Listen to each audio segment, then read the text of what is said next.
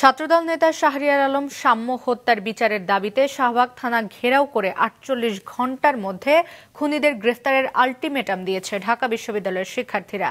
তারা জানান, এই সময়ের মধ্যে মূল আসামিরা গ্রেফতার না হলে রবিবার তারা আবার আন্দোলনে নামবে।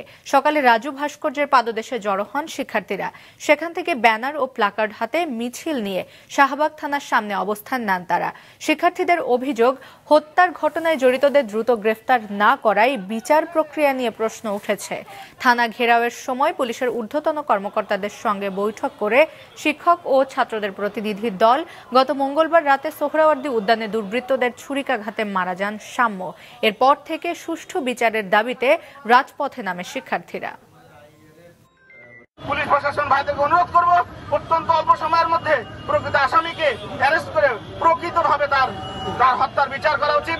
অন্যথায় আমি মনে করি ঢাকা বিশ্ববিদ্যালয় শিক্ষা গবেষণা ইনস্টিটিউটের শিক্ষার্থী এবং শিক্ষকবৃন্দ এটাকে সহজভাবে মেনে নেবে না। এরপরে যদি আমার একটা শিক্ষার্থীর কোন রকম ভাবে অপদস্থ হয়, মারা যাওয়া দূরের কথা, অপদস্থ হয়, পুরা ঢাকা বিশ্ববিদ্যালয়ে এসে আপনার কোথায় মিন্টু রোড থাকবে, কোথায় সচিবালয় থাকবে, কোথায় সহস্র থানা থাকবে, এগুলো আমরা কেয়ার করি না।